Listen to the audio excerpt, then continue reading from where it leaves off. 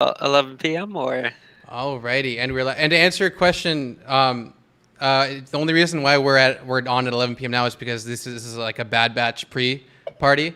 So we oh, have I like our gotcha. nice podcast beforehand. We invite guests on. We talk about, all Star Wars. Oh, I'm so sorry. You good?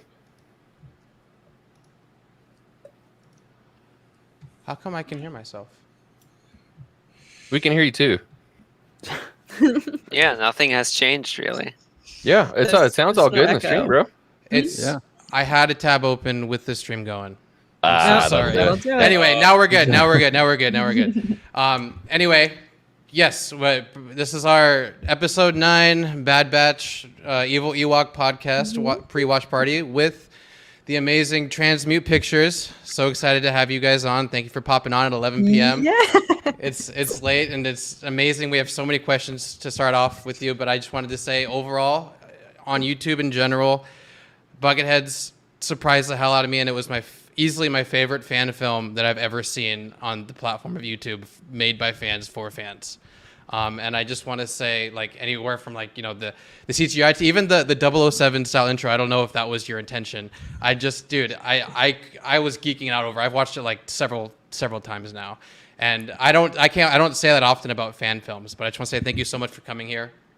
And I want to start off. My first question for you guys was, Bucketheads in general, was this whole perspective of like the Empire and Stormtroopers, was that your poster child idea? Was that kind of the all-encompassing direction that you guys wanted to take, or did it just evolve into that?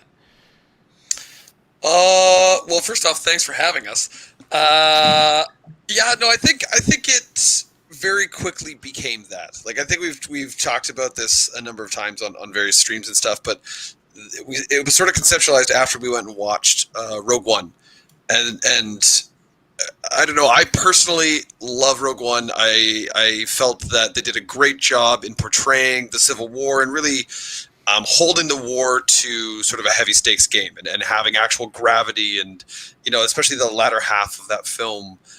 There's a lot of great pacing and rise and fall and action and false victories, and it was like the first time I honestly was watching going, holy crap, like they did it, oh god, they didn't do it, oh my god, there's death troopers showing up, like holy cow, oh my god, and so we watched that, we went back to our place, and I think we were having some drinks, and we had a mutual buddy come with us, and we were just talking about how we'd do this, and it was around the time that Marco was getting involved in the 501st, and I think once we started approaching the 501st and the members here and really sort of understanding what assets we had to play with or potentially had to play with, I think it pretty quickly evolved into a Stormtrooper-esque sort of perspective. And I know that off the bat, I in particular, and I think Mark, you probably are on the same page here, but I didn't want to go Sith and Jedi. I think that is something that is very well fleshed out in all the major properties and major films and things. And there's still a lot of room there to tell different stories. But, I think every Star Wars fan felt Finn's story was lacking as a sort of first inception into like the Stormtrooper feel. And here's what these guys are going through. And these are people. And then it was just like dissolved. And I was super excited to see Finn be this awesome Stormtrooper. And someone, even if he is a turncoat, whatever, it's someone that gives that perspective of what he's been through, why he was doing it, and it didn't happen. So we were excited to take that perspective on. Yeah, it was definitely, we wanted to make something that hasn't really been done before in terms of Star Wars fan films. And Andy, now that you mention it, we actually shot Bucketheads before The Force Awakens came out. Was it before The Force Awakens comes out? Or came out, pardon me? December 2017, unless I'm mistaken. So you guys were ahead of the curve kind of in that realm. Well, I guess I was using the Force there, and I just felt that, it was going to be a wishy-washy story, so we had to get some out there.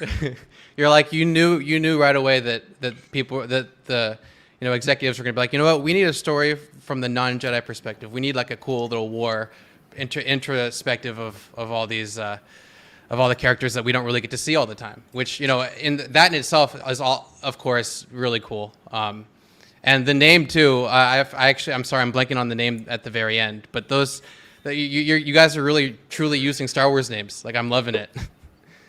Which name at the end of The episode 1? Sorry. Varg? Yes. Right. Yeah. Yeah. Yes. I mean, Varg's Yes. the dude on the ground, the bloody Yes, stormtrooper yes, that Torn finds. Yeah. I remember hearing it. I'm like, dude, that Varric, sounds like Oberyn. Star Wars. Yeah, we We definitely will never agonized. disclose how we found those names. Well, all we can say is we agonized over names to continue to agonize over names. That's part of the process, man. Yeah, and it's all gotta fit in the universe, right? Like it takes you out if you're like, all right, Yep. Torin found Jim, and Jim is a long time. What do you mean Bob got stormtrooper. Yeah, you're immediately sucked out of the immersion. So and Star Wars has such a weird history with names. Like they go from super normal dude names like Luke to super out there names like Yeah. Obi-Wan. Yeah.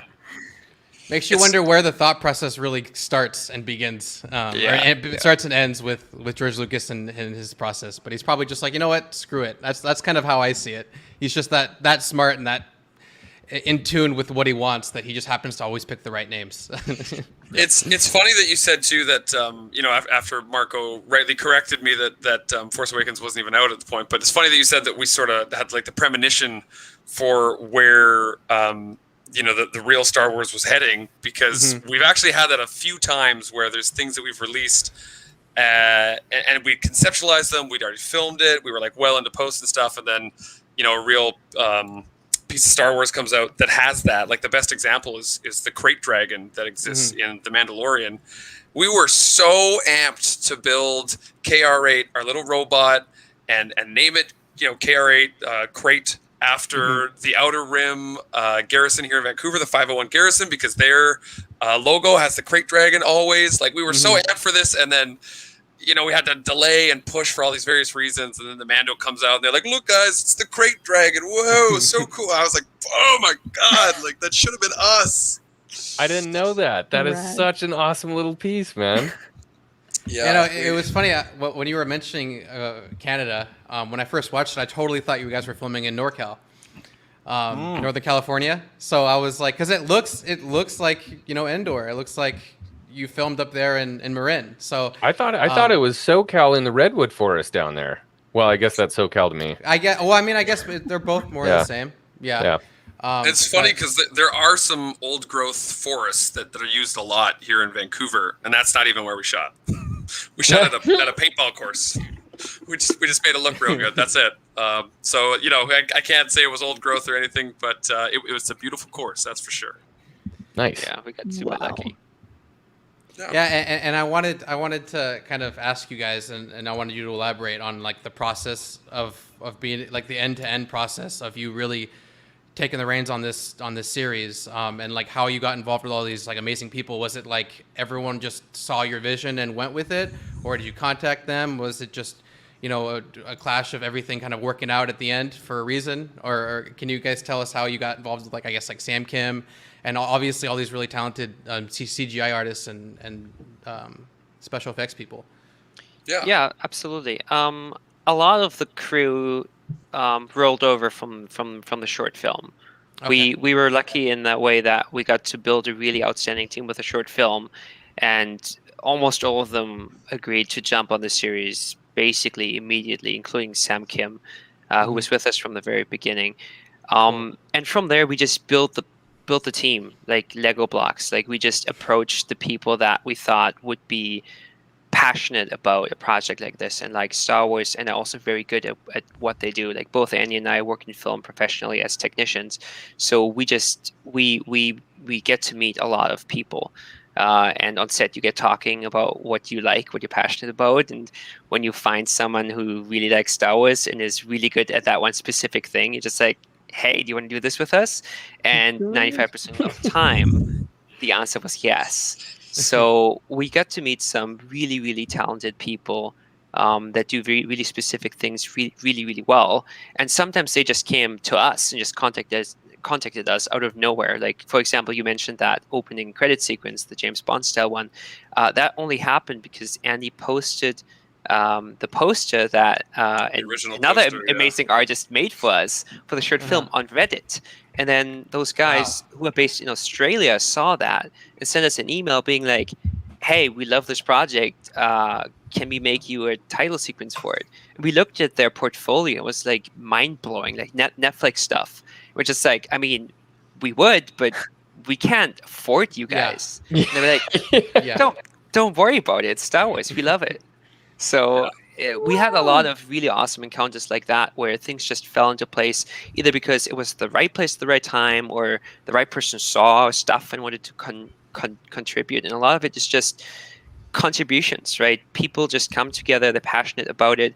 Annie and I have the big vision, but we also collaborate with everyone in the creative team, and a lot of ideas come from various people where at this point I couldn't even untangle exactly who came up with what specifically, because there's just so many great ideas and we kind of just get to pick and choose what best aligns with our vision in the end. Yeah, that's definitely the hiring process has been like that. Like, it's been very ramshackled, and honestly, as one of the best issues to have for a project, like, we have a hard time hiring everybody that wants to be involved. There are just so many people and individuals that want to participate, and one of the hardest things to do as a low budget film is to feed everyone. That is like immediately absorbs a huge portion of your budget. So it is one of the most difficult things that a lot of people just come and say, "Hey, we want to help out." It's like, I promise you at some point I will have you out. I just can't exactly say when, because we have this massive list of people that are super excited to help. So that's a good problem to have.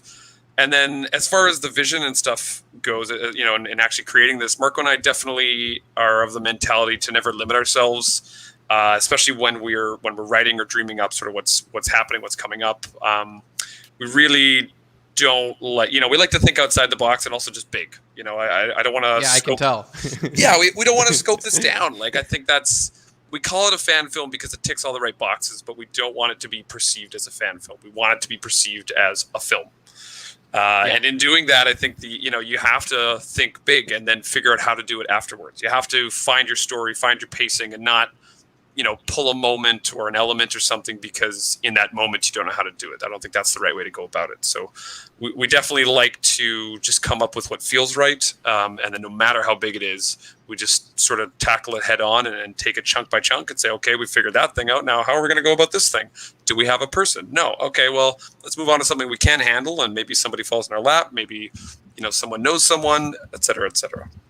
Man, I feel like you guys pulled that off so perfectly, because when you watch that episode, everything flows perfectly, which is nice. You want to see that, but it's so grounded. I think you guys did such a good job of really telling a human story with it, even with the big moment where you see the Death Star pop.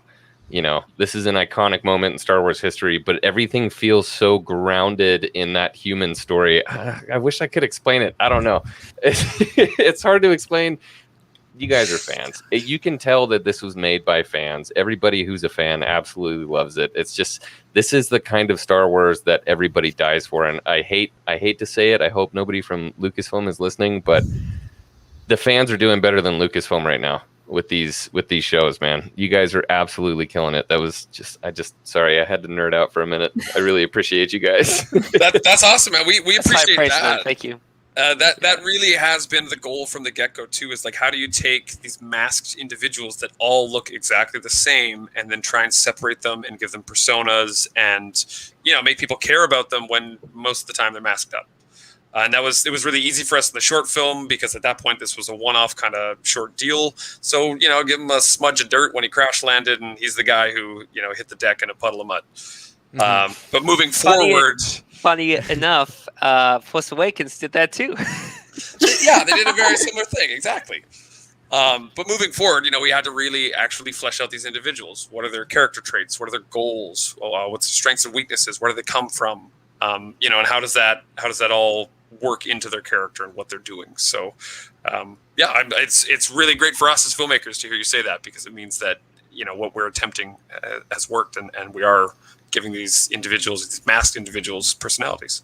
Well, that was one of my favorite parts. That's one of my, I think, the most successful elements of both the film and the first episode.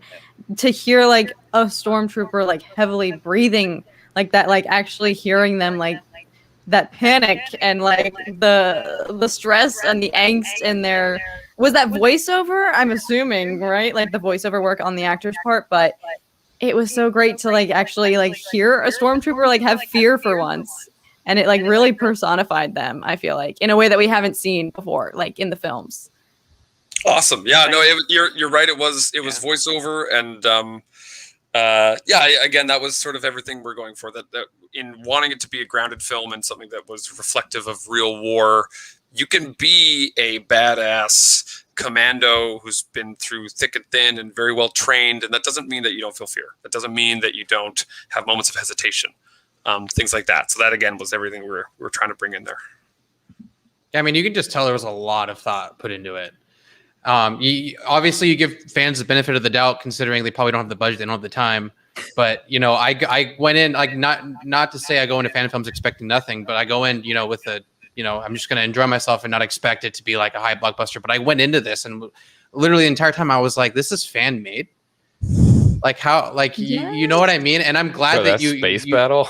Yeah, I'm glad that you mentioned the whole notion of really going into it not wanting to give off the vibe of a fan film, wanted to make an actual film, which is fair. I mean, I think anyone who messes around with Star Wars wants to make a really cool Star Wars film in their own like interests and their own image, you know. So I think you guys nailed it across the board. Zach has a couple really cool questions I want him to ask you guys. Well, harkening back to the space battle, I thought that felt straight out of Rogue One. Was that like the inspiration for that sequence?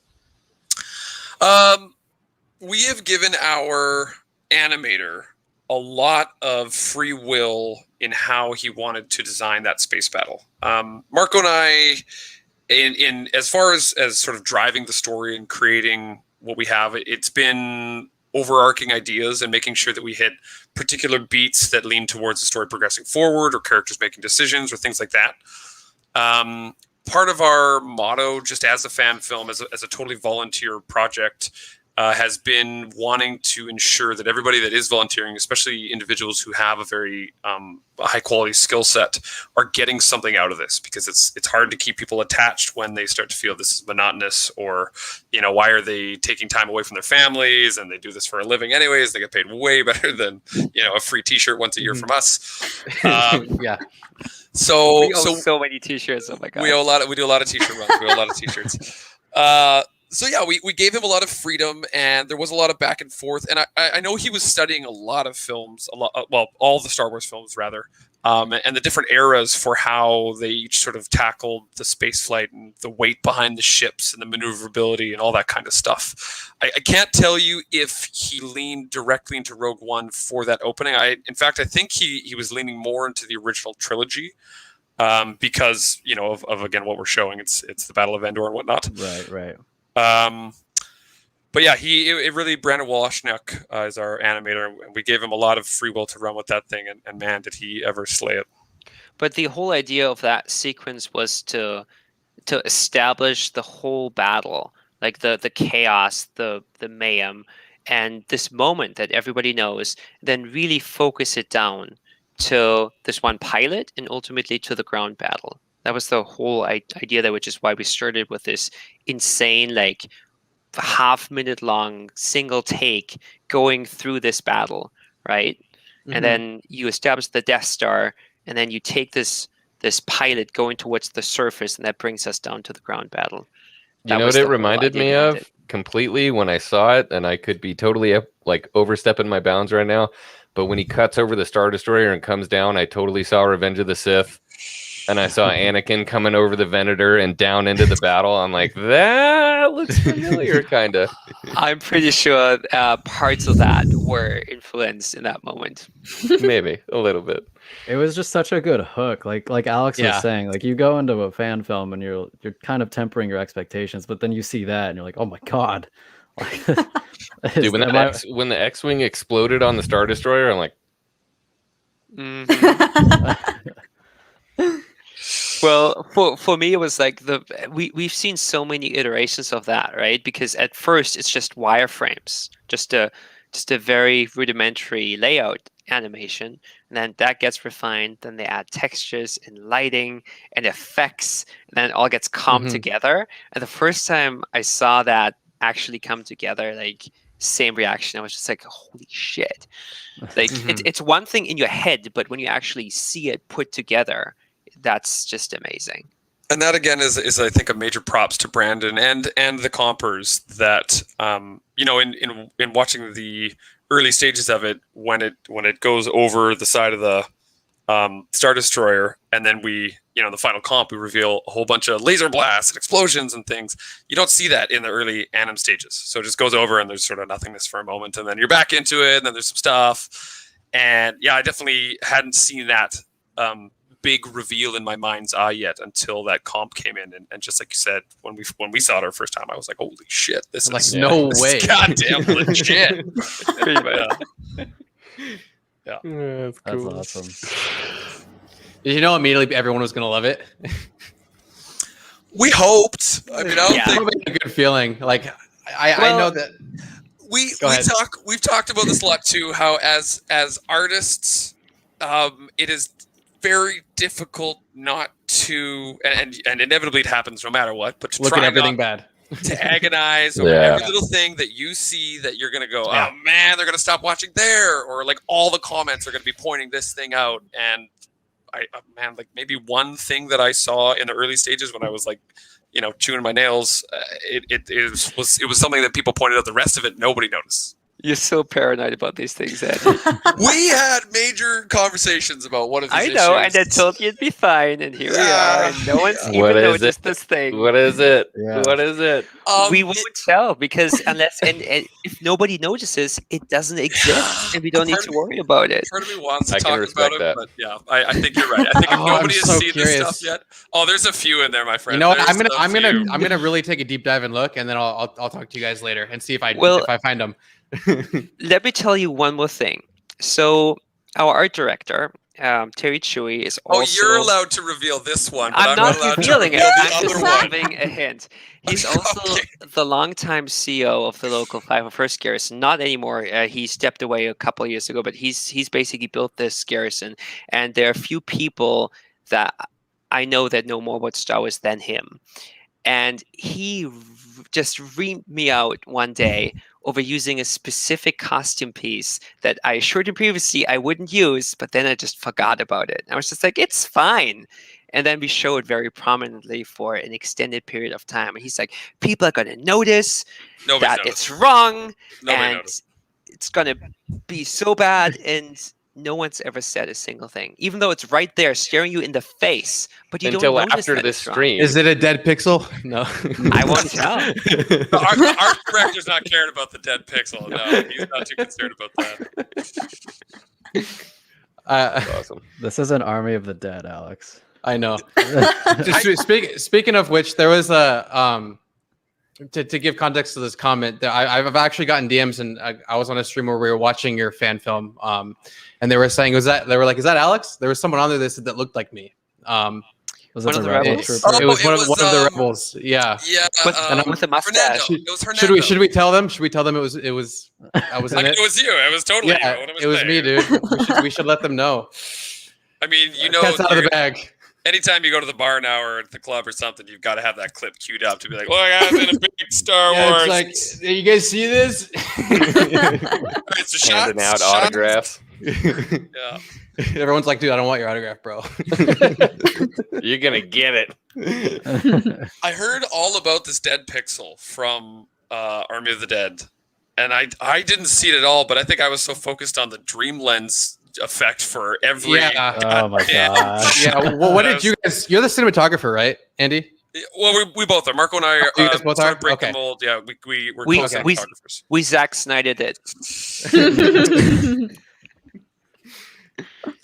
Yeah, that's What did I think about Army of Dead and the Dream Lens? I think the Dream Lens is a very cool, very fast, very specific use lens that if you're going to shoot an entire goddamn film or 50% of one with it, don't shoot it wide open like that. And I get it it was a lot of, I think, digital backgrounds or set extensions or maybe even some virtual production. I don't know. But I understand how a wide open aperture helps with that kind of stuff, but like, man, it was just too much. It was so mushy. I agree. I have the same issues with like shows like Man of the High Castle, which I flippin' worked on, and I love for the story and things. But there's certain moments where I'm like, does it need to be this out of focus? Like, could I not just get a bit of the geography of what's going on around? Oh, okay, no. And some of the long takes too, I'd say, were kind of agonizing, but and none of the characters made a goddamn lick of sense. All the characters were the worst part of the whole thing, unfortunately, which I like some of those actors, but like, Jesus Christ, the one girl's like, I promise to take care of your kid, and then she immediately has no bearing on the story. She doesn't take care of the kids. She doesn't care about any of that, or how the mom never asks about the kids. Like, oh my God, there's so many parts where I'm just like... Yeah. I came across a bunch of video essays where they were talking about how it is literally aliens cut shot by shot. If you guys... I've heard of this too. I heard of that too, yeah. Yeah, even to the very end with the bait and switch with the helicopter, literally aliens. That makes sense. Very interesting to say the least. Everyone, it's weird because I'm the director. The director has his his cult following of people that support him no matter what, and then there's a lot of people that just call him a hack. So it's like very interesting to see like kind of the give and take. And I've noticed it's weird that these directors and these cinematographers, these creatives are kind of given the platform that they are when they're not being creative to the best of their abilities, it seems, if not maybe even lazy. Once you're in, you're in. Doesn't yeah, matter. and they're just like, it's like tenure. I mean, too much upwards. Too much control could be a bad thing sometimes too, right? Like to have to work within margins. Sometimes you become overly or more creative, right? You have to problem solve and think outside of the box and stuff. And I think sometimes if you're given all the control, George Lucas, Jar Jar Binks, sometimes not the best things pop out of it. Don't talk crap on Jar Don't Jar. shade Jar Jar. I'm over here like, my favorite character. All I'm saying is the optically, the view from the fans would seem to be Heard. That's what I'm saying. I'll give you that. Especially back in 2001 after, not having a Star Wars film for so long. True. But yeah, I wanted to kind of go into, you were speaking of Lucasfilm and everything. Is there a process for really using another franchise's like IP in that regard? Or is it, if it's not monetized, you have free reign? Or what is the process behind that? The process is not really clearly laid out or defined for fan films. Okay. It is very fluid, and it depends from it changes based on the IP and the publisher and how lenient they are. I mean, in general, you are technically not allowed to use an IP that you do not own, but Disney and Lucasfilm in particular have been historically very open, tolerant, and accepting, and even encouraging of fan films, because it doesn't harm them. Instead, it helps keeping Star Wars on everyone's minds. It's basically free advertising, right? And Disney is sort of like, don't ask us specifically about it, and we won't really care about it as long as you follow these very basic guidelines. They put a set of guidelines for fan films. Basically, as long as you follow them, they won't go after you for creating a fan film. And these are: one, I've done this. I laugh because he always messes up number 3. Let's hear it. This time I won't any. One, don't try and sell it. Don't make money off it. Don't profit it. Don't show it in theaters and sell tickets for it. As long as you don't charge for it, that doesn't legally force them to make a move on shutting you down, right? But crowdfunding's allowed, right? No, or no? Even that is dicey. You're not supposed to crowdfund specifically for a project. And what we're doing is we have a Patreon, but it's not directly in support of the project. It's in support of our YouTube channel. Yes. So we're kind of getting around it that way, which there's precedent for that. Like, we looked at how do other people do it? How do big YouTubers like Star Wars Theory do it? And that's exactly how. And it seems to work. Like, Disney has not shut anyone down over doing this.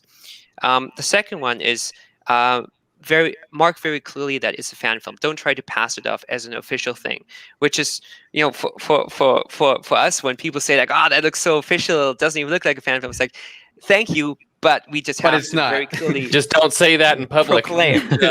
Basically, right?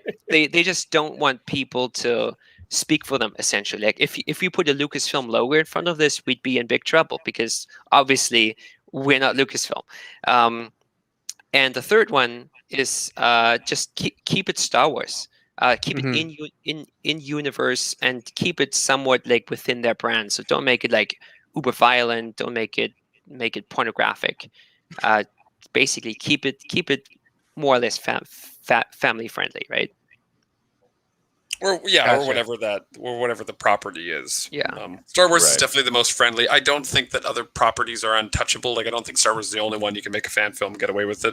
I think No, I mean those rules are specific to Star Wars. That's what Lucasfilm laid out. Other properties probably have different guidelines, but they probably I think most are somewhat different. honestly. I think most are probably relatively the same. Like the just keeping in line with what the property has already established, I think, is a big one, right? It is free advertising if it makes people crave the original property. If it's so wildly different, then I think, but still taking the name of and characters and things like that, then I think that's where things get a bit dicey. And then the money one is interesting because I really think, and we've done some research on fan films and who's made money and how they acquired it to make these films. But the Star Trek one, Marco, you always remember the name of that one. Anaxis? It's got a weird name. Right. It's not quite right. So there was a Star Trek fan film a few years ago. At this point, it's probably 5 to 6 years ago that crowdfunded $1 million to make their film, and it was specifically to make a Star Trek fan film. Axanar, that's it. And they got shut down. Okay. Because so where did that $1 million go? Into the pockets of the creative. Well, who knows? Wait, was it on Kickstarter or Indiegogo? Because I know that there's different. On Kickstarter. It was on Kickstarter. Okay. And these guys were actually being really dumb about it because Paramount basically contacted them through lawyers and be like, hey, you need to stop this or we'll sue you because you can't do this. And they basically told them, like, we don't care, we'll keep doing this. And then we're like, okay, well, here's a lawsuit. So that's where the $1 million went. Yeah, pretty much. Exactly. Plus some more. Yeah. I'm sure. Did they have any did you ever bounce around the idea of having a cameo of a character, or is Lucasfilm really against having one of their characters in the fan films? That we don't know yet. We certainly well because Theory had Vader and Palpatine. Okay, so we have bounced the idea of having characters come in, even characters as themselves or individuals as their characters. But we're fairly certain, having dealt with some other individuals working with or closely with Lucasfilm, and their contracts being very tightly describing not working with fan films or properties that are infringing on their, films that are infringing on their property. Things like that. Their contracts are pretty tight. So we've made contact with some individuals that we would like to bring into the fold, but we're just still unsure of how that can happen. Is that Mark Hamill? Tell me it's Mark wish. Hamill. I truly wish. It's like he's behind me right now. Yeah. I wish I could claim that was it. But no, cool individuals who we thought about bringing in, and we kind of have a place where they could fit pretty nicely, but still to be seen whether or not that is something that could happen. Mm. Yeah. Unfortunate. It's a struggle. Yeah, I mean, if we're talking about, characters and everything, is there anything that you want to say in terms of where you guys are in the process of the series, as well as, maybe some cool collaborations that you can mention, if you even want to mention that. Just you guys have the floor for that. I guess I kind of hinted all around who one of these people was that we talked to, but we were on their podcast, so that's now out in the public domain and everything, and we talked to them. So Paul Lee, who was a X-Wing pilot in the Mando, his wingman was Dave Filoni, and I can't remember what episode that was, season 2, episode 3, maybe. Mm-hmm. But Paul, we spoke with and are hoping that we can get some kind of a collaboration going with him to bring him in as his X-Wing pilot character. It'd be super awesome. Nice. Fits the timeline. So that would he's a method actor. He plays a lot of X-Wings in his spare time. He's a massive Star Wars fan. So I like X-Wings. Yeah. So that's someone we've talked to and are hoping that something can come out of it. As far as the series and sort of what can we drop or talk about, I mean, we've expressed sort of the time period, right? It's the fractured era or fractured empire time period that we're working with. Some of those characters are well known through other Disney and Star Wars shows. Ray Sloan, she was in our season 1 trailer. She'll be making an appearance at a certain point. I don't know if the bad guy was in there, but we didn't say his name. But I think if anybody has read any of the books or knows this time period, Gallius Rax is a wickedly bad dude who is sure to show up at some point. There's a lot of interesting stuff. I think that goes down in that sort of time period, or rather that it itself is an interesting period because the war is winding down and things are getting quite dire for the Empire, and in dire situations, characters often make their most dramatic or influential choices. So Thrawn is spooling up to do some stuff, though. So I've heard. Kind of a big fan of Thrawn. Nice.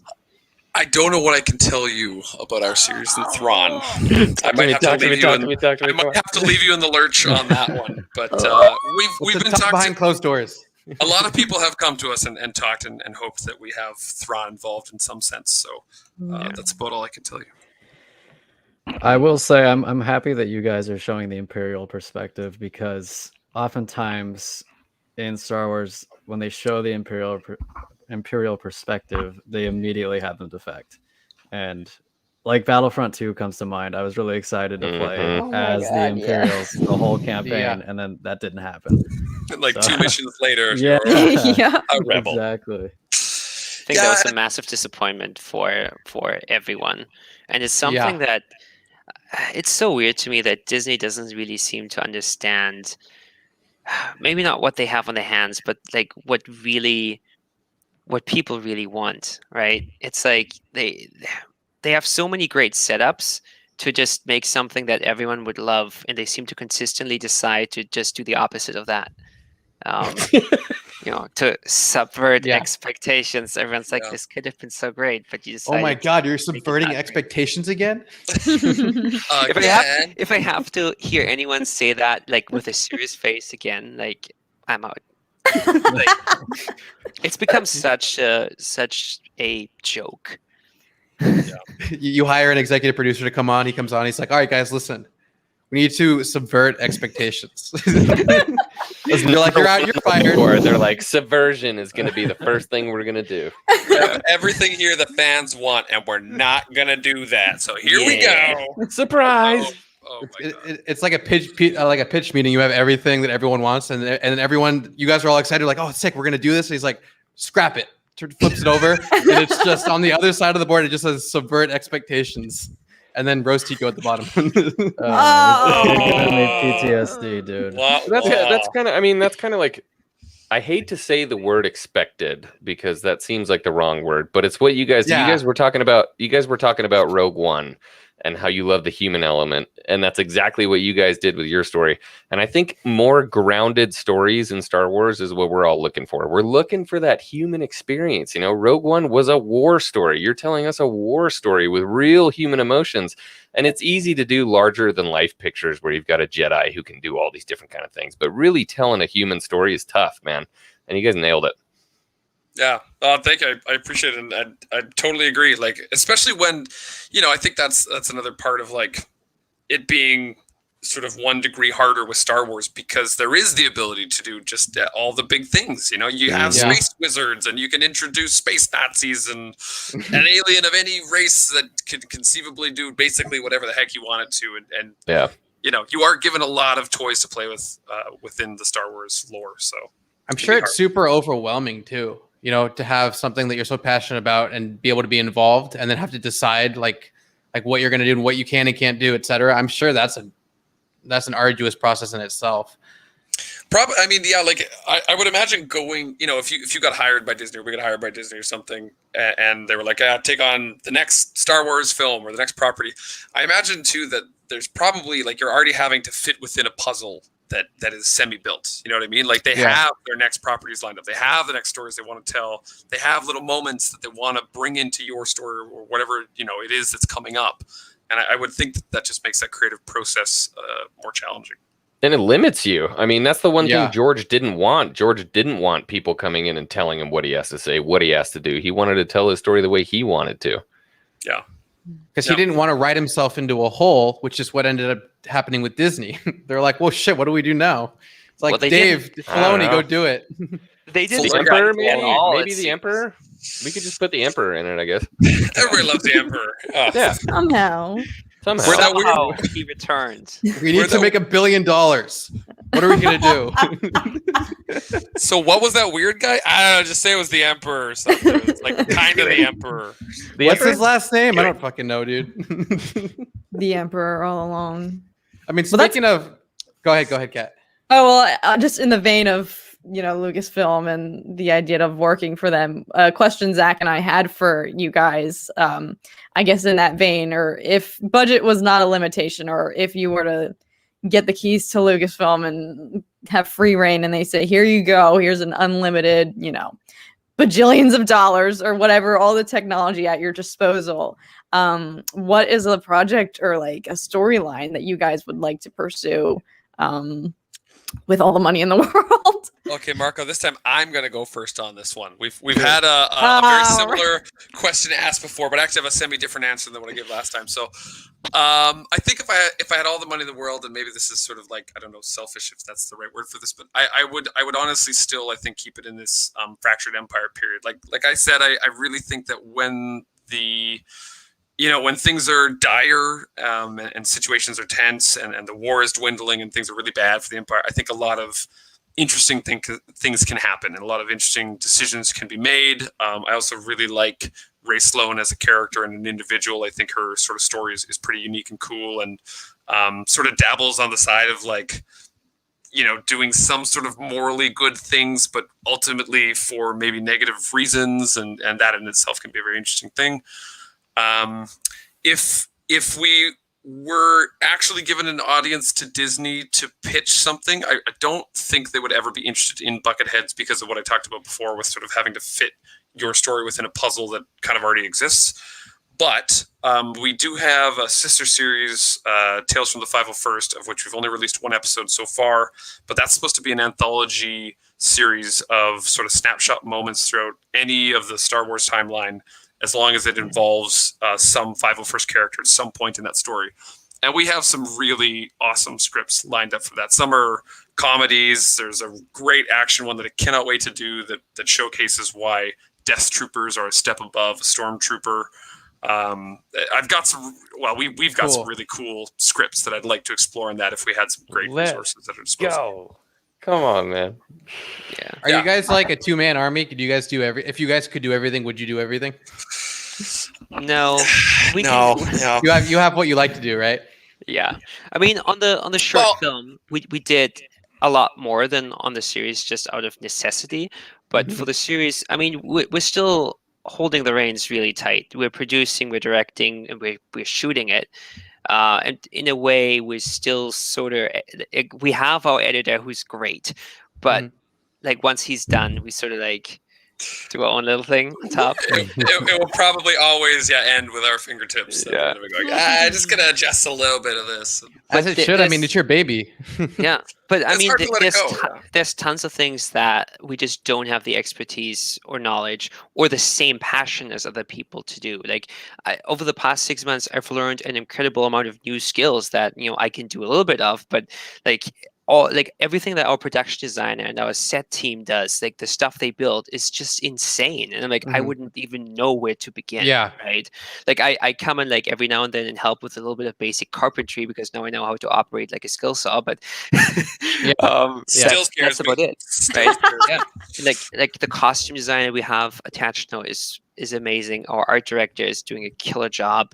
All the like makeup design that's happening with like scarring and shit is super cool. Yeah. So And I think You go ahead. I was gonna say, I think too, like we already kind of knew this, but it is something that's reinforced, I think, to every filmmaker that takes himself seriously, that you can do all the things probably, but if you want to achieve a level of quality that you're probably dreaming of in any kind of a reasonable time frame, you need to trust your team and trust that you're bringing, and that's part of producing too, is right? You have to make sure you are bringing on quality people who are willing to put the time in or have the skill sets or whatever. So going from like the short film where Marco and I really did tackle way more, and again, we're still doing a ton on the episodic now in season 1, but we do constantly kind of rein ourselves in and go, okay, maybe we do just need to let the team handle this, and they'll report back to us and tell us what's going on, and we can focus on answering some of these bigger questions, because as of right now, that's a roadblock from moving forward, right? The team can't move forward until we, as the showrunners, give them some of these answers they're looking for. Yeah. One of the biggest things for us, sorry to add on to this, was just getting a writer, a really excellent writer who can write the episodes, because the short film was written by us, and we had the luxury of rewriting it after shooting it, because we were lucky. All the characters wear helmets and you can't see the lips moving. So the movie we shot almost all the characters. One of the most challenging parts was our 3-character walk and talk, where 2 of them are helmeted, but Lee Shorten, you can see his mouth moving, so you can't change his dialogue. So his audio was what we shot, but the other 2 characters were completely rewritten and redubbed after the fact. But it still had to make sense with the lines. That's from the cool though, character that you're able to do that. Change. It was a really interesting experience, but our big takeaway from this was like we have strengths, and writing is not one of them, and that's fine. I mean, George and it's big of you to admit it, right?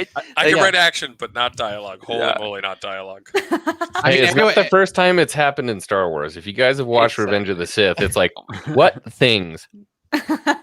Yeah, like Mace Windu a couple times too. Yeah, you see it. But I mean, it just goes to show you. I mean, it really takes a whole team to really create something great, because everyone has their own passions, their own expertise. It's like, for example, like Kat's an actress. Zach likes to direct. I'm an editor. I don't personally know what X-Wing likes to do. I just know he's a big Star Wars fan. He loves to be here, and I love him too. So it's like in the film industry, it really takes a whole team to really create something great, and it's not a one-man show. Even though there are people that can be directors, writers, and et cetera, there's still a huge team behind all of that, and it really shows that it's really big. It really takes a big person to really not to let, like you said, let go of their baby and let people who know how to do their job do their job, instead of like breathing over everyone's neck all the time. It's the beauty of film. Something Lucasfilm could take to heart. It's not easy too. Like, man, that is so not an easy thing to do. We, in many of our writers' rooms early on, when Marco and I had already penned out the whole arc for season 1 and what was going to happen, and every episode had a 3-page massive document about how it was going to go. And then it was like, okay, cool, we got our writers. Let's do a writers' room. And like, naively in my mind at first, I'm like, they're gonna love it, and it's gonna be just like we said, but with dialogue. Make it better. Yeah, with dialogue that makes sense. And then so much changed, and there was many a session that we had that I had to walk away at the end, not in the middle or anything, but at the end, kind of like, gritting my teeth and sort of like, I can't get the thing that I want on screen to come across and how I'm seeing it to these people, and I'm sort of being overruled in this idea of how they want this to go. So I think we better go ahead with that. To put this into perspective, we started writing this in January 2020, and we started shooting it January 2019. Yeah, I was like, dude, that was way late. Hell no. Oh yeah, I was like, pandemic. So it was like a year and a half of just figuring it out and really mapping out the entire story beginning to end, which is something that Disney clearly didn't do with the sequel trilogy. But how wild is that? Right? What a concept.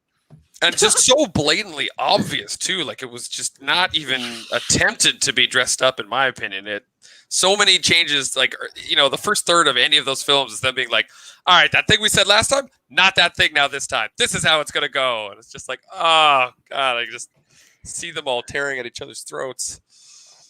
Yeah, I mean, it's just all over the place. You can tell, like, a lot of the reshoots that they do, too, are, like, placed in random spots. And it's like, oh, that's probably what they reshot. That doesn't make any sense now. And it's always all over the place. But I mean, on that notion of I guess trilogies and Star Wars, like, where is your guys' heart in like the original trilogy, for the most part? 100%. I'd say 100%. for the most part, I really love the prequels for what it does to the overarching story of Star Wars, right? It adds to it for sure. Yeah. Well, it's so much adds to it to me. Yeah. Like you get a taste of what the prophecy was in Return of the Jedi, right? You get to understand what it was, but you don't get to see what it means for that to be fulfilled. You just are told through every character and their uncle that this is a prophecy and this thing's a thing and blah, blah, blah. And then the prequels come along, and in my opinion, they just do such a good job of fleshing out why Anakin is this tortured soul and you know, his journey of what he became and what he was prophesied to be. And I mean, any bad parts of the prequels to me are immediately overridden by the fact of what it does to that greater story. I really like how it fleshes it out. Are you like you guys fans of like Clone Wars and I guess now the Bad Batch, which is what this stream is heading towards? I'm a fan of Clone Wars season 5, 6, and 7, and half of 4. And Bad Batch is kind of like this for me. You know, it's got its ups and downs. We don't know what's gonna happen. That's the thing. Like we don't know what they're gonna do. I as much as I don't want to admit it, I've tried to get into Clone Wars so many times. I've gotten through the first season, and I know it gets super good, and I know I need to for so many reasons, and I really want to, but that animation style kills me. I'm so not a fan of that animation style. Bro, it did for me too. It did for me too, man. Say you gotta hang in there. I know, and I agree with the Bad Batch thing too. Like, you know, the Mando, we got this whole patriarchal figure takes in lost soul and they go on a journey, and I just feel like the Bad Batch is just rehashing the exact same thing, and it loses some of that magic for me. The other thing with Bad Batch, sorry for the quick sidebar, it seems to introduce ideas and then just not follow up on them, either probably much later, because you know we're only not even halfway through the first season. But I was really positively surprised. One of the early episodes, I think it was 3, where Crosshair goes out with those new conscripts, where they slowly show that transition from the clone army to the conscripted army, and then they never circle back to that. I feel like, I mean, it's coming. It's coming. There's an episode called War Mantle. I haven't seen the latest episode yet. I'm sorry. No, those were fake, because last week's was named differently than what the leak said it would be. No, seriously? Did I get duped? So we analyzed all of those for nothing. Yeah. Are you kidding me? Like most Star Wars rumors, honestly. Nice. But I agree with what you were saying. I feel like the show is limiting itself by following specifically the Bad Batch. I feel like if it were able to branch out more, it would be way more interesting. 1,000%.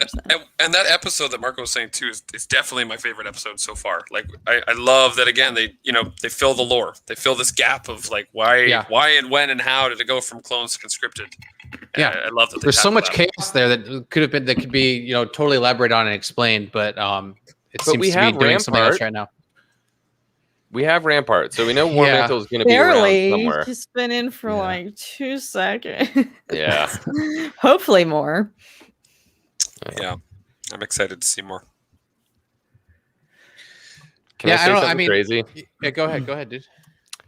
When you guys released Ground Zero, I did not have a YouTube channel. And now I'm talking to you guys on YouTube. Crazy. I'm dying happy right now.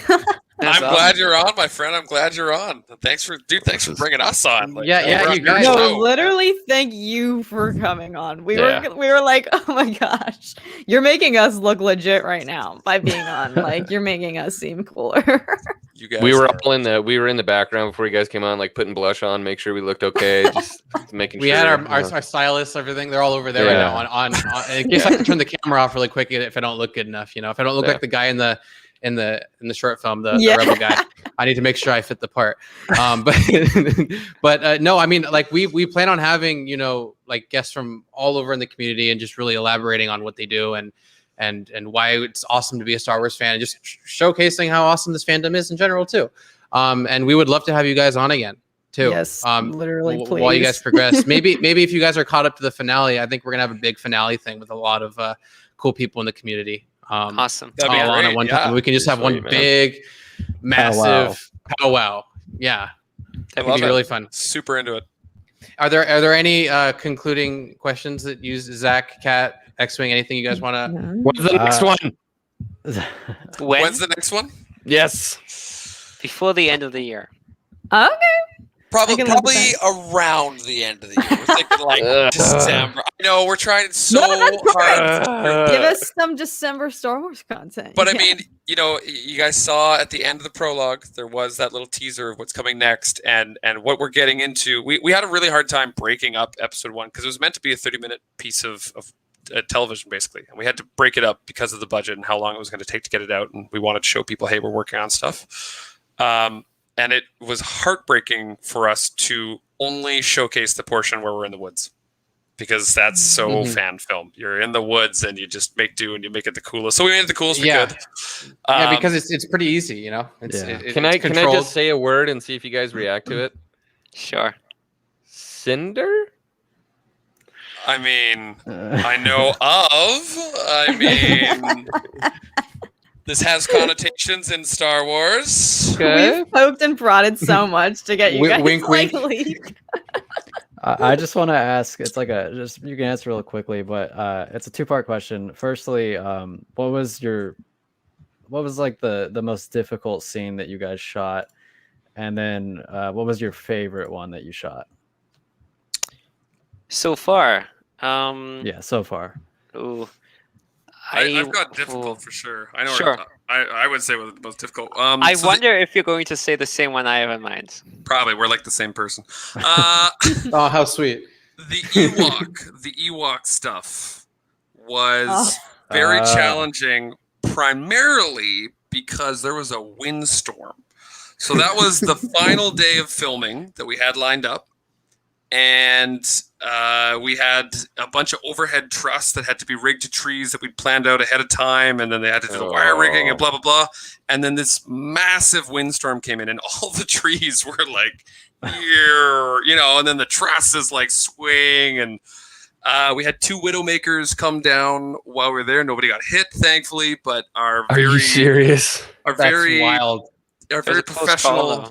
a very professional stunt team literally pulled aside and we had sort of scheduled this for later in the day and was like, guys, either this gets filmed now or we're pulling this down because this is just too dangerous for everybody. And we were like, shit, like, Okay, string him up. Go. the thing you don't want to rush is wire pulls up in the air with people in ABS plastic suits with, like there's a big comp shot there. The master where they go up is like 4 plates stitched together. Like that's all the stuff you don't want to rush. And then, our stunt team is telling us like, we're going to can this shot for you if you guys don't get this now because it's getting too dangerous. Yeah. Wow.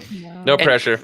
There was pressure. There was Run up pressure. to this, and my favorite shot to film is the Steadicam shot right at the top of the ground battle, because it's a really long shot. It was originally supposed to be even longer, but we just chopped it off because otherwise it wouldn't have happened. Just the sheer amount of coordination required for that, because you have like 15 background troopers you need to place and make sure they do the stuff they need to do at the right time. We had a special effects guy run with our main stormtrooper and shoot explosive paintballs at trees. Zergs, they're called Zergs. Yeah, exactly. And right after that, the next shot is our trooper getting nuked by that blast, and it's a wire pull. So it's a dead man pull, meaning he was tied to a tree. He just runs until the line runs out and then gets yanked back. And originally the idea was that would be included in that long Steadicam oneer. But that was so insane, and there was so much that could have gone wrong, and just the sheer amount of how would you get the wire long enough so he could run all this thing, or do we have to like hook him in halfway, or how? It was going to be a Texas switch, is what we were going to do. We were going to pan off of him for a moment and then come back to him, and that would have been the stunt guy hiding in the bush, already tethered and ready to go. And there was so much more that you're not even including that was involved in that, like the number of camera cues that were involved. There was flash powder, coordinating the smoke, making sure it blew in the right direction because the wind, setting up the shot for the time of day that the sun was going to come through the trees at the right angle. Like there was a ton of stuff that was put into that.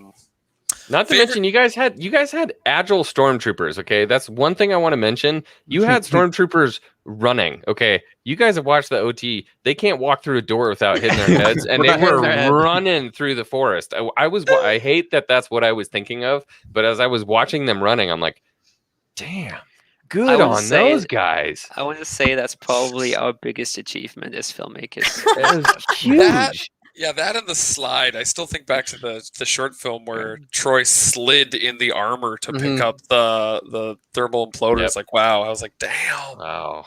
The armor bite he took on that slide. Oof. FIFA stole that animation for FIFA 2021. Probably. Yeah, there's a hack somewhere that you can turn a player into a storm. Torrent Threada. My favorite shot is very easily identifiable for myself. For my favorite scene, definitely the cockpit stuff that we shot. The cockpit So was Yes, I love so that. sick. It looks so good. Love that.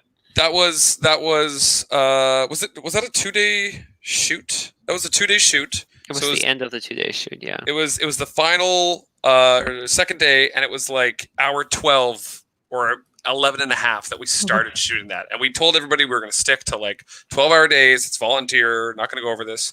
And usually we're pretty good about that stuff. But, you know, I recognized right away we have 30 minutes to cover a ton of footage in this TIE fighter that we need. Because we also wanted to get stuff for later use as well. And our first AD, I remember, kind of like looked at his watch and like hummed and hawed, looked at me, he's like, dude, I don't think we can hold him here past the 12-hour mark. Like, I don't think anybody's staying. You know, you got 30 minutes, get it done. And we're just like, oh god, like, okay, fuck, all right, let's do it. Like, you know, get it all in place. Bunch of technical stuff to figure out, and we got a steady cam on a Garfield mount, which just means it's basically like not locked to a person's body, but locked to a dolly. So then he's trying to like rotate this to get all the pitch and yaw of the TIE fighter. And I remember once we had all the tools set up and everything, we did our first shot, and we had, you know, the director's monitor or whatever, the village, and everybody had kind of congregated around it, even though we had said many times that COVID, just, you know, space. But this was kind of a special thing that everyone's getting to see this TIE fighter that was worked on really hard. And the first shot, I just remember everybody going like, oh, whoa, like, people were so amped when the lights turned on, and then they started flashing, and then, you know, we had LED panels. We had the virtual production LED panels on the top hatch and the front and in the back. So then, you know, we played that exact animation of the opening to reflect on the TIE fighter. Yeah. So when like the explosion happens, you know, it's like all of a sudden the whole interior gets lit up, and he has like orange flame reflected in his plastic, and then like we had on triggers. We had 2 different circuits inside the cockpit for the lights to flash.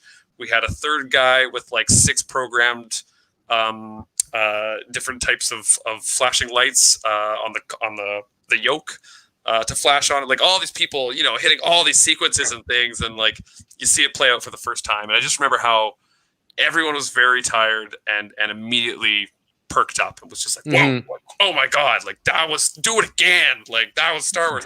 And so we did get to go our 13th hour. Nobody wanted to leave. Wow. We filmed for a while doing that. It was a ton of fun. That's awesome. Well, I just want to say, I mean, you guys are killing it, and we will watch your career with great interest, of course. Nice. And we'll stay connected for sure. I'm really looking forward to working with you guys. You guys are more than welcome to stay. The episode's out now. We're gonna start it with our stream. If you guys want to stay in and watch it with us, we don't obviously stream the episode, but we have a timer and we watch it, and as a we all talk about it afterwards. But on that note, you guys are welcome to stay and leave as you wish. But thank you so much for coming on. I would love to have you guys on again. Thank you. Yes, Absolutely. literally. That would be great. Thank you guys. Awesome. Heck yeah. Yes. Yeah, that would be awesome. I appreciate the offer. I have to go camping early in the morning, and it's my Oh, you wife's, poor thing. it's Yeah. my wife's first ever. She's a New York Queens girl. It's her first ever camping experience. Wow. Oh, that's gonna be Go roll in the awesome. mud, brother. I gotta That make is it gonna good. be I gotta awesome. make it right. So I'm gonna go get my sleep and continue packing and do those things. But I appreciate it. Awesome. Well, thank you for Have hanging fun, with us man. so late. Yeah, Thank you go for do your time. thing, man. All Go good. pack up Absolutely. that queen mattress. Yeah, I do. I got an inflatable queen mattress. It's gonna be beautiful. Awesome. I gotta head out too, guys. Thank you so All much. right, awesome. Yeah. Thanks Thank so much you for so coming much on. for Showing being up. here. Thank you guys. Thanks, And guys. we'll chat soon for sure. That'd be great. 100%. All right, Enjoy the guys. episode. Thank you. Thank you for your time. May the force be with you. Yes. And And also with you guys. always. Always. Awesome, guys. Have a great night. Have a good night. Yeah. Yeah. Is this real Get life? What a cool bunch of guys. Is this real? Dude. I can't wait to see who, like, as this podcast grows, who else we get on here. It's gonna be so much fun. Yeah, we're just working our way up to UN. Yeah, we need him. Like, it's not like a matter of want. It's like it's need. We Yeah. need Next him. Thursday. Next Thursday. Yeah, I'll get him. make- I'll call him. Who's him? I'll shoot him a text. UN. You and McGregor. Oh yeah, we know him. Yeah. All right, everyone. Sorry, guys. We went a little over, but we will start it. Wait. Can you wait? Count soon it as down, everyone is 'cause I'm ready. Wait, can you give me 1 second? Give me 1 second. I'll be back in like 30. 1 second. Okay, go ahead. Go Oh, ahead. You're good. Cat. You're good, Cat. I mean, we're already late anyway. Might as well. Bounty at this point. lost. Yeah, bounty lost. Dude, I called it. Everybody's like, "Oh, we're gonna see this." I'm like, "No, it's a rescue mission." For sure. Dude, I Oh, It's still Fennec. don't get how Macs work. I'm still figuring it out. Oh my gosh! I just accidentally. Did you start? No, but right under the play button, I saw a screen grab of the middle of the episode, and now it's ruined. Don't say anything. Don't say. I'm not Oh gonna my say God. It's anything. the Martez sisters. Oh isn't my it? god, Oh, it's okay. Travis. Damn you. God It's damn the it. Martez sisters I was so versus Boba excited to Fett. see that. I was so excited to see that. Oh, Okay. All right. All Let right. us know when. Ready Count whenever it you down. are. okay. Give me 3, file and ready. 2, 1, go.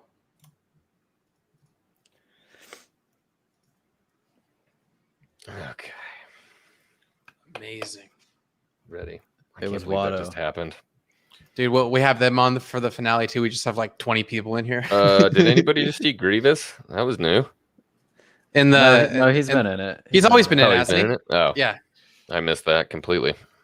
It's in the comics, dude. You have to read the lore. Which, by the way, that was a joke I said about Mace in your stream. I don't know. What? Oh, no, yeah. Yeah. I figured that out after.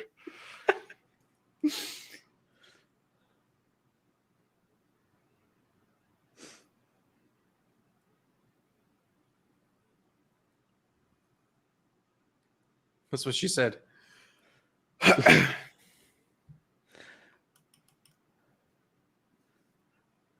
That's what she said.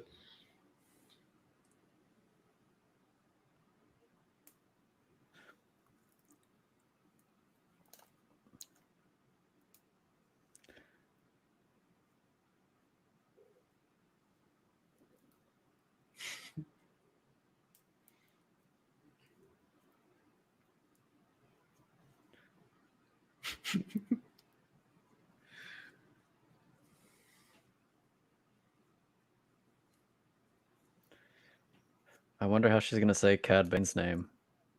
Keed Bang. Oh my god, I'm so excited. Keed. Which, by the way, the actress is from New Zealand, Mm-hmm. but she has a South African accent. No, it's just New Zealand. So she is a Kiwi. Yeah, but she's saying South African. South African.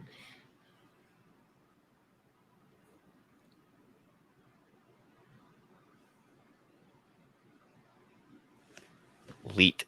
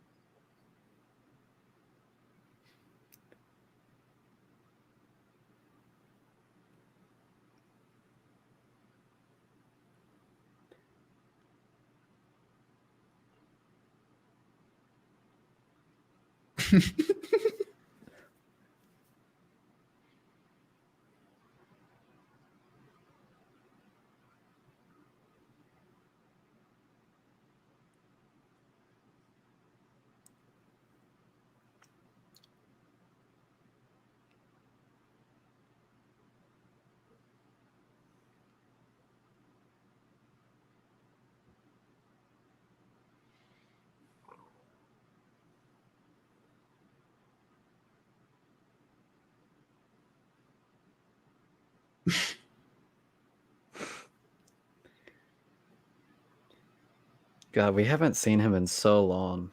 Mhm. Dude, he's such a stud, bro. Oh, there you go.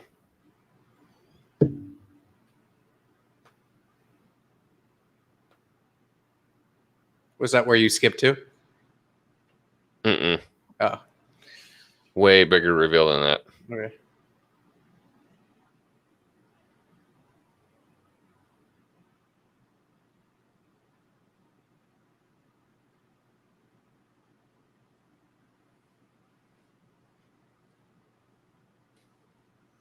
Tanway.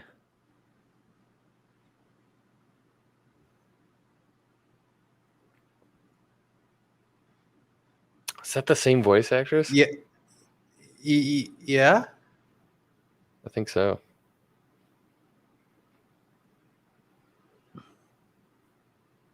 Ooh. He doesn't give two shits. Aim for the kid. Kill the kid first.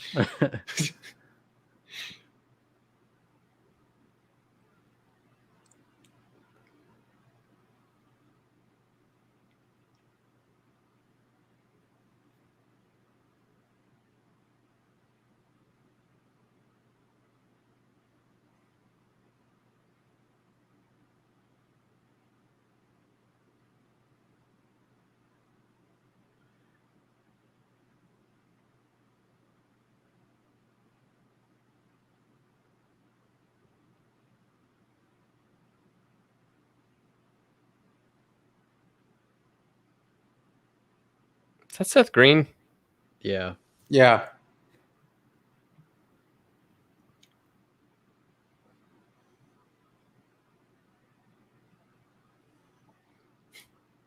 Is that Tamora Morrison?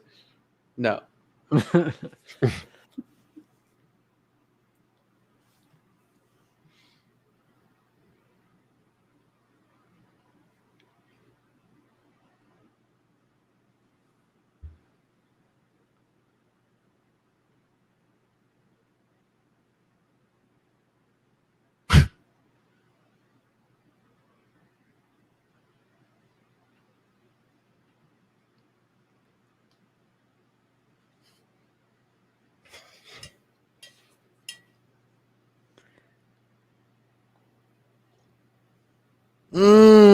Oh god. My God.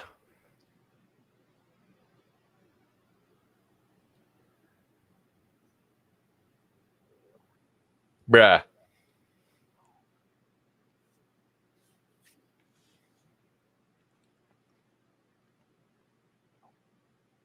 Well, that was huge. It's tick. Not tech. I need to turn closed captions off because I see things before I hear them. He's a Jedi.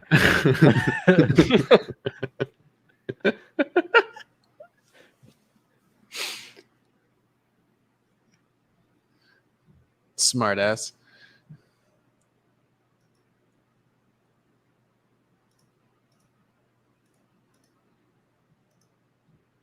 She's a fet. So she ages normally then.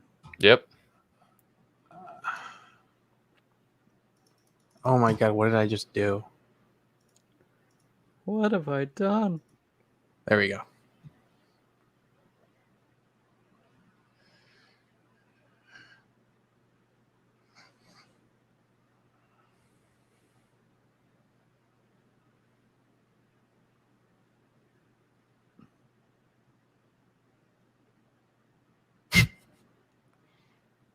Stockholm syndrome.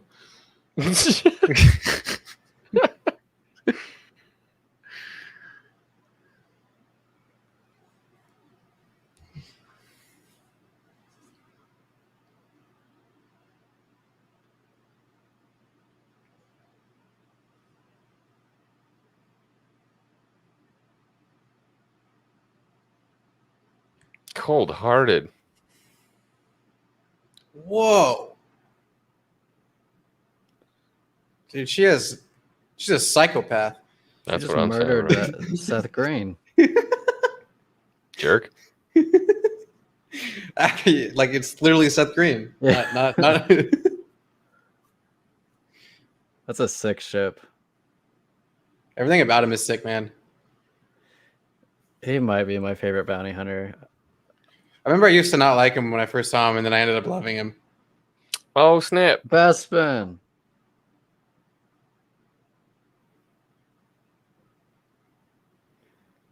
Is she gonna hang from a pole on the bottom?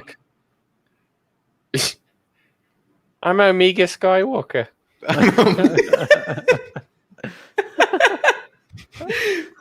Just calls to Luke, and Luke just picks it up if he says so. I'm Omega feet. Omega Omega Skywalker. feet. Omega feet. Feet. Star Wars Mig.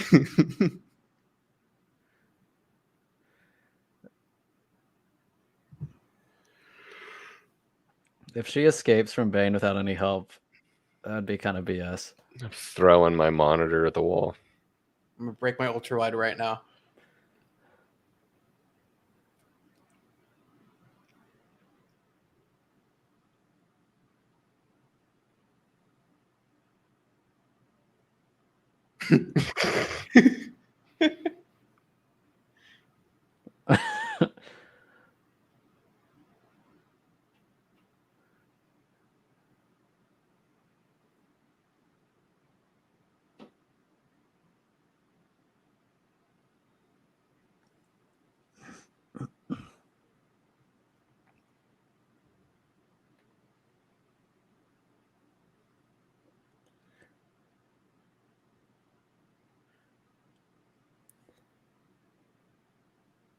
How did she get that far already?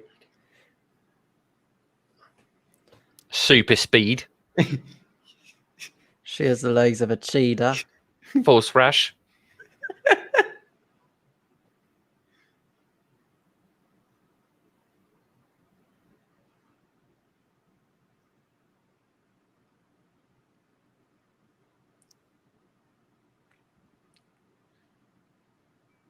Force lightning.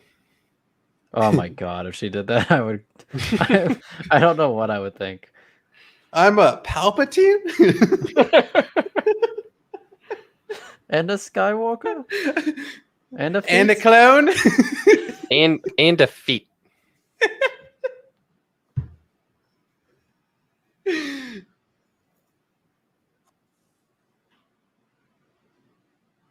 That was scary. That was interesting.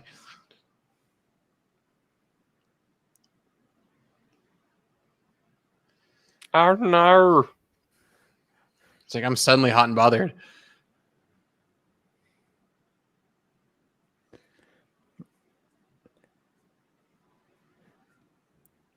It's Phoenix.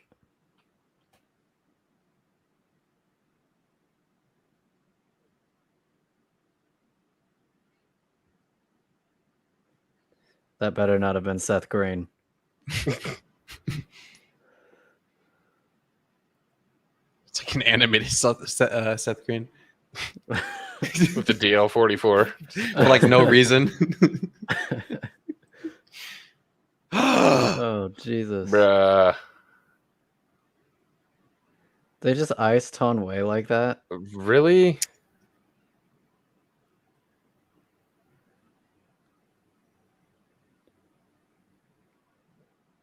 Zach, I swear to God, dude. I'll kill myself if I'm right.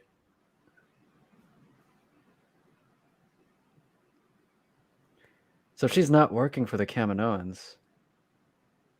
Darth Maul.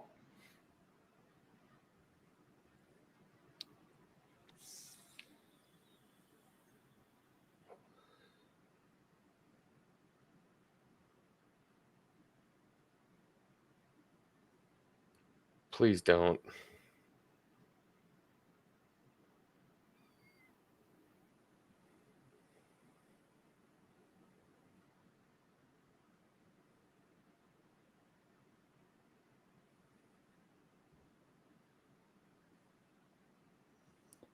Yeah, Seth Green.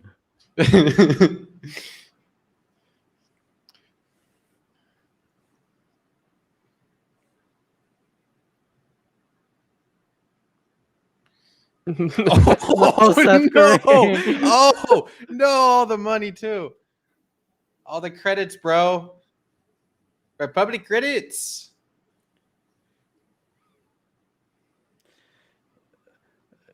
Yeah, Cad Bane's definitely the good guy here. Yeah, he's just doing his job, man.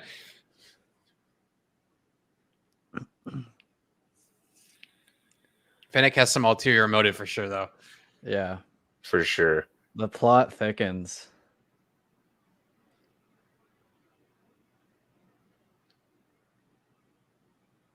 No. No, I No. swear to God. No. You can't kill our boy.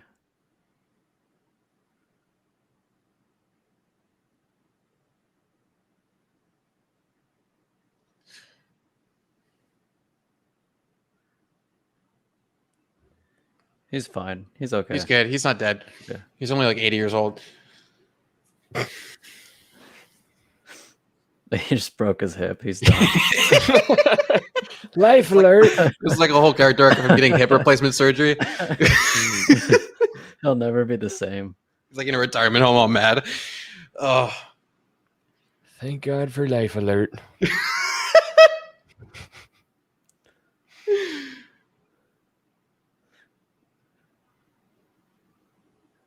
What is this? Is Omega Snoke?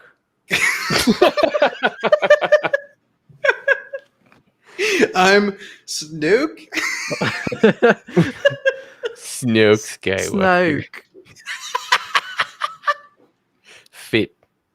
Snoke. Snook feet Skywalker fit Palpatine. Palpatine.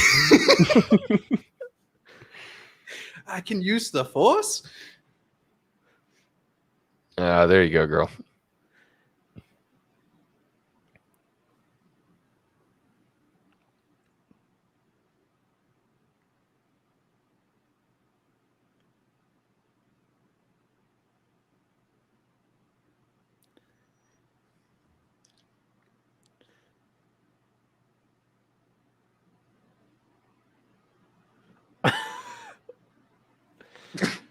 You've broken your hip. Help! I've fallen and I can't get up. OnStar.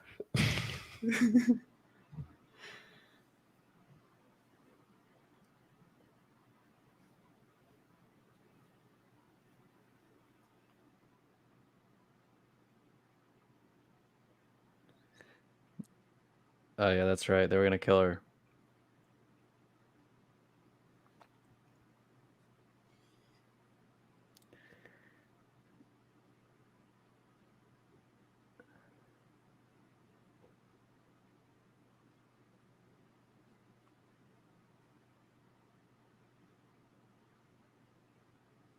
The Crane. No. She killed our boy.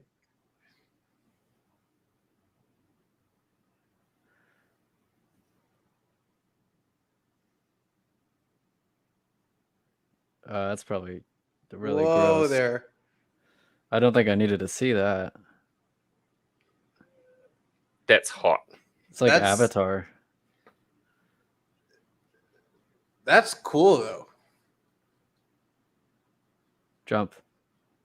can You make can it. make it. Tick. Tick. Teak. Rika. You Teach guys are me. my favorite. Teach me. Okay. Eco.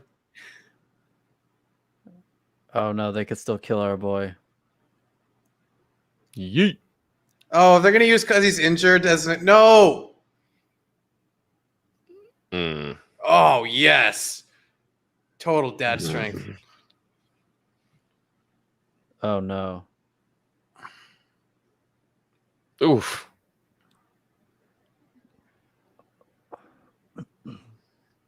I mean, he fights Jedi, you know? It's like how We really are gonna get. No, come on. Don't give me the hanging scene. I need to hear her say Cad Bane at least once. Kid. Kid. Kid. Kid Bane. Kid Bean. Kid Bin. Oh. That was agile. She's pretty sick though, not gonna lie. He just punched a kid. Wait, how did Seth Green not die? Oh my god. Seth Green is indestructible. He's like this little droid that keeps getting beat up, and he's You remember not. when he blew up in the Jedi Temple, right? Hmm. Oh yeah. When they were getting the holocron? Yeah. Yeah.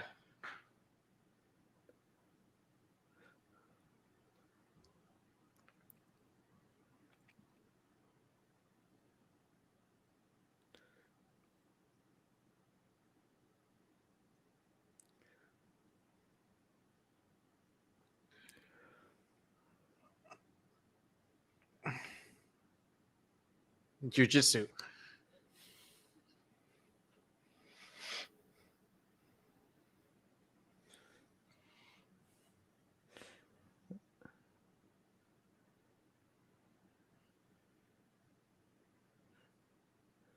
She crashes into Oh the my shuttle. god, bro. Oh.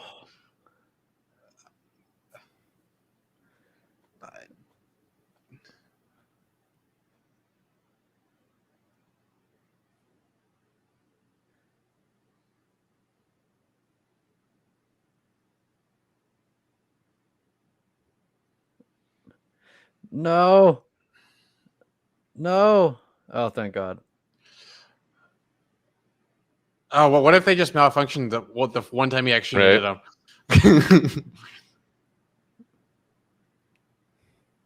Fishbane.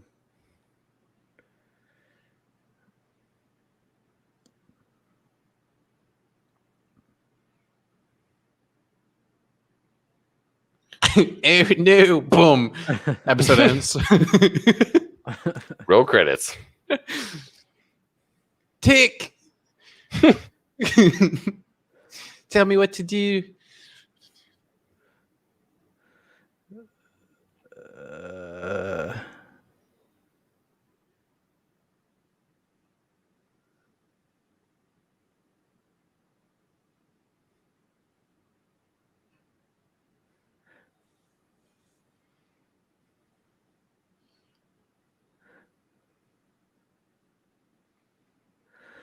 Okay, I'm does somebody called- want to explain that? How that happened? I'm called Snoke now. Tractor beam. Tractor beam. Boy,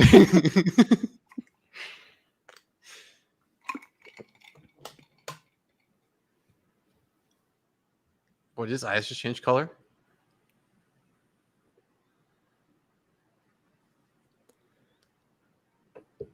Oh.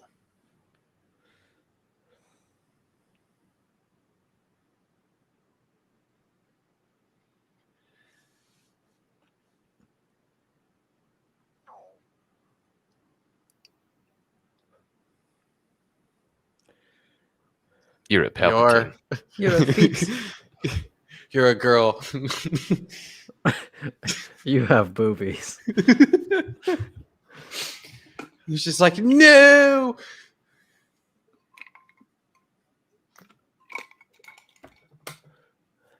Ooh, she got you. Phoenix. Dude, nice little rivalry there that he's going to win. It's going to be awesome. Mm. He's not gonna win. Oh, okay. I see.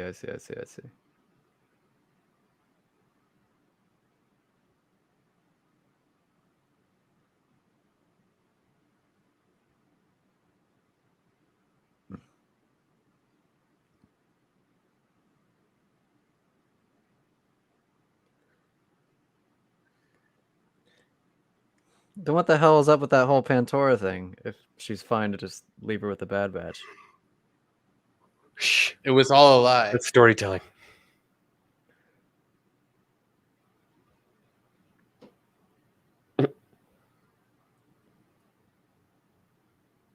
It's Tick. It's Dick. Waited for you.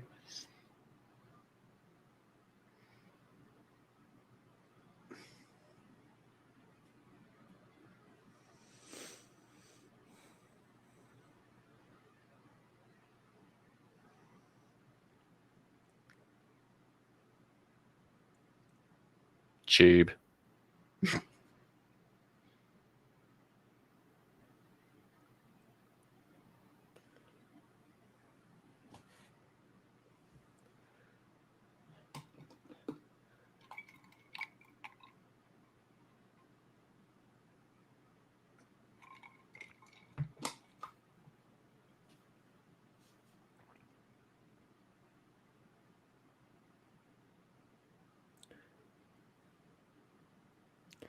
She's 100% going back to Camino. Typical dad promise. Ugh. Don't make a girl a promise you can't keep. Still haven't gotten that milk, Dad. Dude. All right. We got a lot of answers. All right. I just want more. That's all. Too much to ask. I just want a little bit more. Like I think what? they should be like 35, 42 minutes Agreed. Yeah. instead of Is that 24. 24 start to finish. Yeah. That's better than some. Some of them have been like 22, which I'm sorry, that's not enough for me. Well, let's go, Zach. You have the floor now, Mister. Almost guessed right again. Well, I think that, I mean, obviously, this basically confirms that Maul is not involved, like some people were saying. Yeah. But I mean, it was a pretty good episode. I think that, I don't know, it ended a little predictably, and I thought like towards the middle, I think it kind of went like this. It was like up, and then down a little bit, and then kind of plateaued. But I definitely think the show has improved over the last couple of weeks. 100%.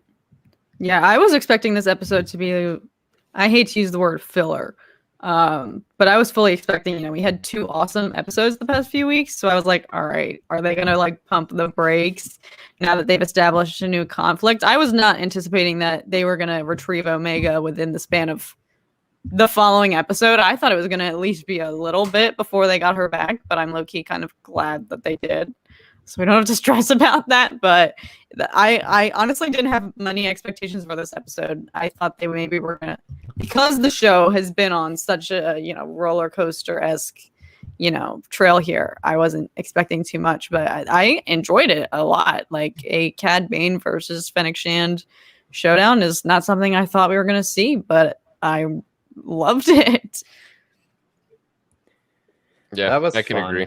For sure. Yeah. It was fun. Yeah. I think I was kind of really more leaning towards maybe Omega was not going to get rescued this time, and we were going to get more of Crosshair and the Empire thread. I think I was looking for that a little bit more, but it's a cool episode. Yeah, dude, chock full of action. I enjoyed it. For sure.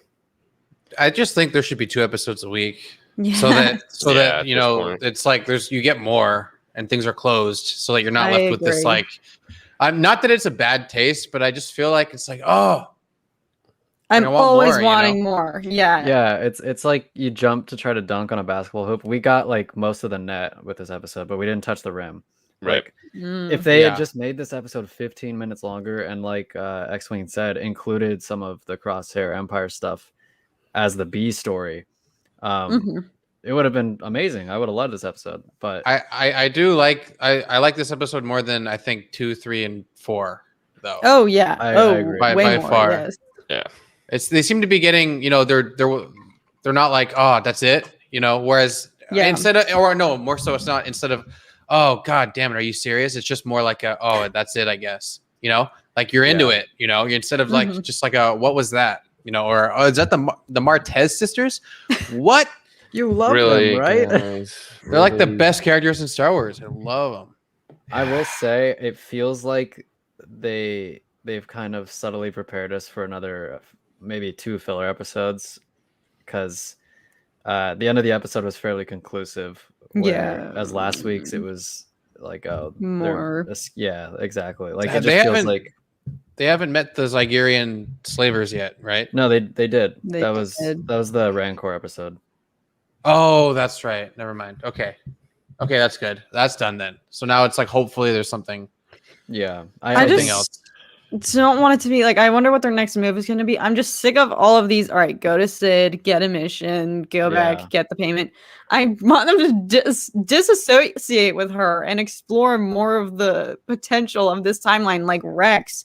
I don't know. Like, I'm hoping like Hunter just snaps out of this. We have to keep working for Sid mindset, because there's so many other characters they could be aligned with right now. And I don't know. I just don't want them to go back to This doing is the way this is going is kind of reminding me of season 1 of Mandalorian, the way I felt about it. Like Yeah. I liked it. It was cool. It was different, but it just was like, I want more, you know, and then Yeah. it just got way better, you know? So like, Yeah, I just that's think true. I think that that's just Filoni's style, I guess. Yeah. It's just the build up to make, you know, the big things that you don't expect Slow even burn. bigger, I guess. Oh no, it's I too- have. yeah. You go ahead, Zach. It's just too green light, red light, red light, red light, red light, green light, red light. It's too stop and go. Yeah, that's a good way to put it. I agree. Yeah, and like you said, it was pretty conclusive at the end of the episode. So, like, what do you think? Speculation for next episode? Like, Yeah. I don't have the We slightest have- idea. It could Couldn't be tell you. anything. Yeah. You know, that's Yeah. that's what's kind of, I guess, irritating about it, because the speculation, I guess, is what keeps you kind of like excited and on the edge of your seat and fulfilled until it happens. You know, whereas now it's like, well, I don't have anything to kind of work off of, so I guess I just have to wait. Mhm. And that's the difference. Yeah, you're like, you say like, you know, hey, it just makes me want to, like, I want more. But it's different than like any of those. Like, I'm trying to think of a good example of it. Like I never Game of watched it. Thrones. Yeah, like one of those where it always ends on a cliffhanger, and you're like, oh, I have to watch the next one. I have to watch the next Yeah. one because you want to know. It's more just like, so when does it pick up? When does it pick up? Like, what's the next starting point? You know, when does it? Yeah. Have you ever seen Succession?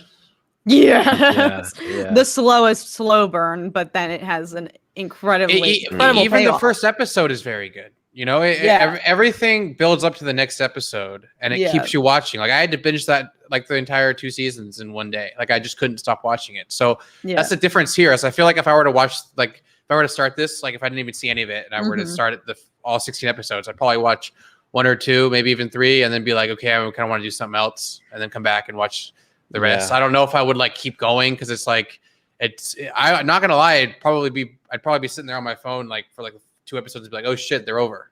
You know, True. that's kind of probably what would happen if I were to watch this without, you know, seeing every premiere.